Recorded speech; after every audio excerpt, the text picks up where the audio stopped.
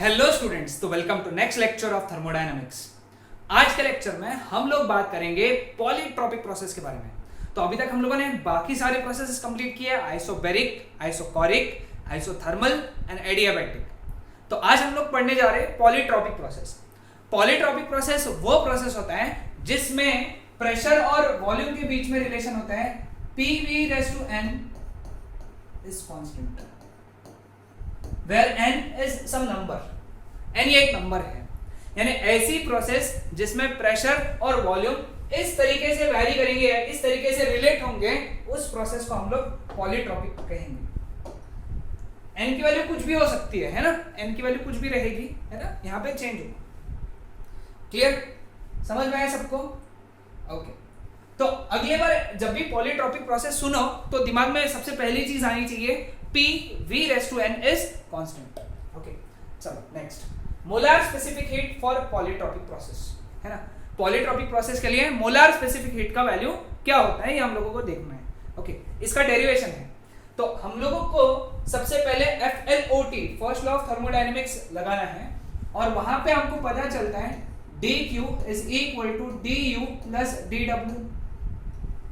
ठीक है, अब dQ का वैल्यू है n c dt, n बोलो या म्यू भी बोल सकते हो इसको, mu c dt, where c is molar specific heat जिसका वैल्यू हम लोगों को निकालना है। du का वैल्यू हम लोगों को मालूम है mu r dt upon gamma minus 1। Clear, mu r dt upon gamma minus 1 ये du का वैल्यू होता है, हम लोगों ने पहले पढ़ा है, ये फॉर्मूला ध्यान में रखना है। और वर्क डन का फॉर्मूला PdV। तो ये इक्वेशन लिख लो सभी लोग साथ में, साथ ही साथ लिखते चलो, ठीक है।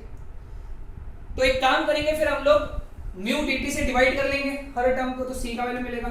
तो c is equal to mu r dt upon gamma minus 1 into mu dt plus PdV upon mu dt। Mu dt cancel हो गया यहां से, तो c का वैल्यू बना r upon gamma minus 1 plus PdV upon mu dt। Clear, सभी ने लिखा है यहां तक? हाँ, अब हम लोगों को एक और चीज मालूम है, PV is equal to nRT होते हैं, म्यू RT होते हैं। दोनों साइड का डिफरेंशिएशन लिया तो हमको क्या मिला, PdV plus VdP is equal to mu r dt। Clear, यहां से ध्यान में आ गया, म्यू r dt सभी को क्लियर हुआ। ये इक्वेशन डेरिवेटिव लिया, यहां पे हम लोगों ने चेन रूल लगाया। क्यों चेन रूल लगाया? क्योंकि यहां पे प्रेशर और वॉल्यूम दोनों चेंज कर रहे हैं, इसलिए P into derivative of V plus V into derivative of P that is equal to mu r dt। Clear, कोई डाउट किसी को यहां तक? हाँ, अब यहां पे हम लोग ये इतना लिख लिया सभी ने। ओके, अब यहां से म्यू dt क्या लिख सकते हैं हम लोग, म्यू dt क्या लिख सकते हैं, PdV plus VdP upon r। क्योंकि ये वैल्यू हम लोग यहां डालेंगे, तो क्या मिला हमको c का वैल्यू? c का वैल्यू क्या मिला, r upon gamma minus 1 plus PdV upon PdV plus VdP upon r। r ऊपर चला गया तो c is equal to r upon gamma minus 1 r PdV plus PdV VdP।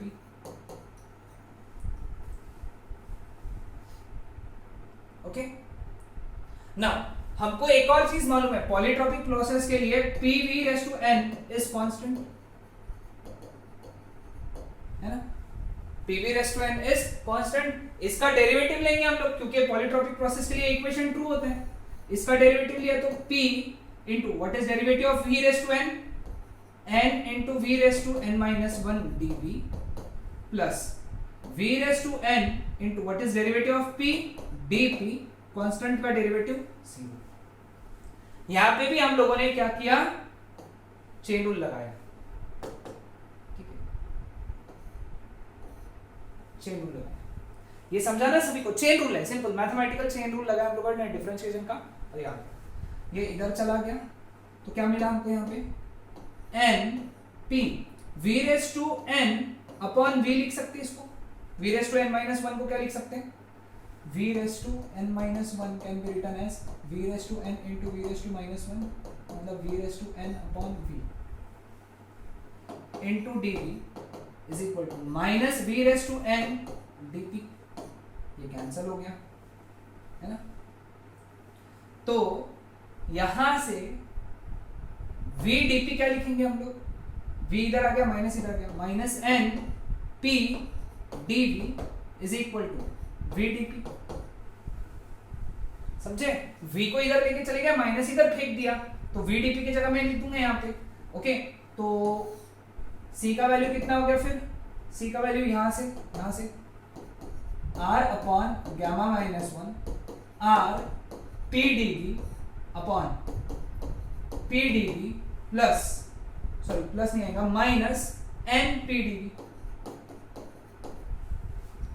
ठीक है, समझा सबको, कॉमन क्या निकला p dv, और ये p dv कट हो गया, तो c का वैल्यू बन गया r upon gamma minus 1 plus r upon 1 minus n।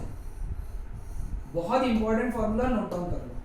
So this is the formula for specific heat for polytropic process. R upon gamma minus 1, gamma क्या है, adiabatic constant, plus R upon 1 minus n, n क्या है, वो power, V का power, PV raised to n is equal to constant का, है ना, clear with this? Okay. Now heat supplied in polytropic process. अब heat supplied in polytropic process dq that is equal to nc, n क्या होता है, mu और n है ना, कुछ जगह म्यू से डिनोट करते हैं नंबर ऑफ मोल्स और कुछ जगह n से करते हैं, हम लोग म्यू यूज कर रहे हैं। महाराष्ट्र बोर्ड में n लिखते, महाराष्ट्र बोर्ड के सिलेबस में mu c dt, where c का वैल्यू क्या लिखा था हम लोगों ने, देखा सब लोगों ने, r upon gamma minus 1 plus r upon 1 minus n। ठीक है, ये हो गया heat supplied. Change in internal energy, change in internal energy du is equal to mu cv dt, ये change in internal energy. Now work done dw is equal to dq minus du, first law of thermodynamics. du का value कितना है, mu c dt, du का value कितना है, mu cv dt, mu bracket में c minus C V into D T, हो गया work done का फॉर्मूला।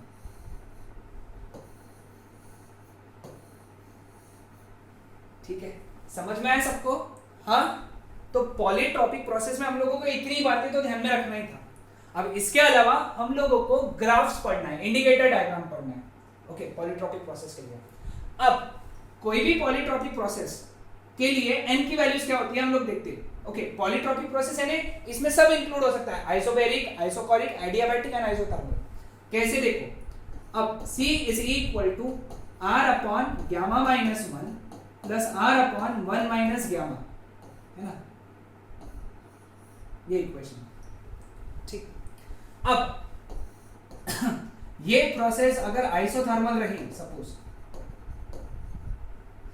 आइसोथर्मल प्रोसेस में टेम्परेचर कांस्टेंट होता है ना, टेम्परेचर कांस्टेंट होता है और PV is equal to constant होता है,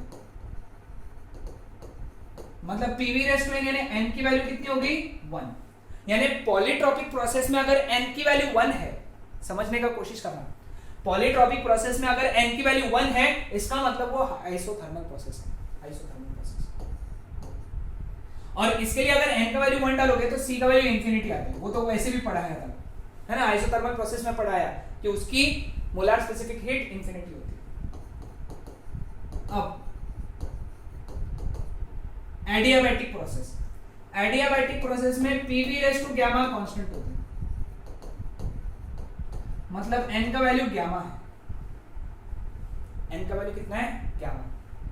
और अगर n का वैल्यू गामा डालोगे यहां पे यहाँ पे n का वैल्यू अगर गैमा डालोगे तो इसके लिए c 0 आ जाएगा। कैसे? देखो c is equal to r upon gamma minus 1 plus r upon 1 minus n की जगह गैमा, ठीक है। इसको माइनस अगर इंटरचेंज किया तो कितना आ गया, r upon gamma minus 1 minus r upon gamma minus 1, cancel, 0 है कि नहीं, 0 आ गया। और वैसे भी हम लोगों ने एडियाबैटिक प्रोसेस में पढ़ा था कि उसकी मोलार स्पेसिफिक हीट 0 होती है। एडियाबैटिक प्रोसेस में molar specific heat 0, isothermal process में मोलार स्पेसिफिक हीट इंफिनिटी। अब अगर समझ लो ये आइसोकोरिक प्रोसेस है, आइसोकोरिक प्रोसेस, आइसोकोरिक प्रोसेस के लिए वॉल्यूम कांस्टेंट होना चाहिए, है ना। आइसोकोरिक प्रोसेस के लिए वॉल्यूम क्या होना चाहिए, कांस्टेंट होना चाहिए।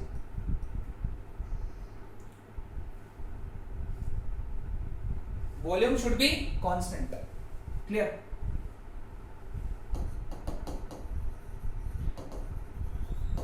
अब वॉल्यूम कांस्टेंट या फिर c का value r upon gamma minus 1 आता है, सॉरी c का वैल्यू वहां पे क्या करेंगे हम लोग, चेक करो, आइसोकोरिक प्रोसेस है ना। हाँ, सो आई वाज सेइंग कि आइसोकोरिक प्रोसेस में वॉल्यूम कांस्टेंट होना चाहिए। अब वॉल्यूम अगर कांस्टेंट है, वॉल्यूम अगर कांस्टेंट रखना है pv रेज़ टू n में, अगर इस इक्वेशन में वॉल्यूम अगर कांस्टेंट रखना है तो ये n का वैल्यू जो है ये इनफाइनाइट कर देना पड़ेगा, बहुत बड़ा देना पड़ेगा, इतना बड़ा देना पड़ेगा कि इसका वैल्यू जो है वो कांस्टेंट ही रहेगा। इसका वैल्यू अगर इनफाइनाइट है तो वो कांस्टेंट हो गया ना, फिर वो something raise to infinity is always infinity, मतलब दैट इज कांस्टेंट। तो n की वैल्यू क्या रखना चाहिए हम लोगों ने, इंफिनिटी, यानी जब pv raise to n is equal to constant में n की वैल्यू इंफिनिटी है तो तुम समझ लो दैट इज आइसोकोरिक प्रोसेस, है ना। तो आइसोकोरिक प्रोसेस के लिए c कितना आएगा, n का वैल्यू अगर इंफिनिटी है तो r upon 1 minus infinity is infinity, anything upon infinity is 0। इसका वैल्यू हो गया r upon gamma minus 1, clear. Last वाली प्रोसेस है आइसोबैरिक प्रोसेस। आइसोबैरिक प्रोसेस में प्रेशर कांस्टेंट होना चाहिए। अब मुझे एक बात बताओ, प्रेशर को अगर कांस्टेंट रखना है मतलब ये टर्म को 1 करना पड़ेगा, और ये टर्म 1 कब होगी, जब v रेज़ टू 0 आ जाएगा। वॉल्यूम के v रेज़ टू n को अगर 1 करना है तो इसको तरीका एक ही है, n का वैल्यू 0 कर दो, यानी जब n का वैल्यू 0 है तो वो आइसोबैरिक प्रोसेस होगी। अब जब n का वैल्यू 0 है तो ये क्या हो गया, फिर कितना हो गया,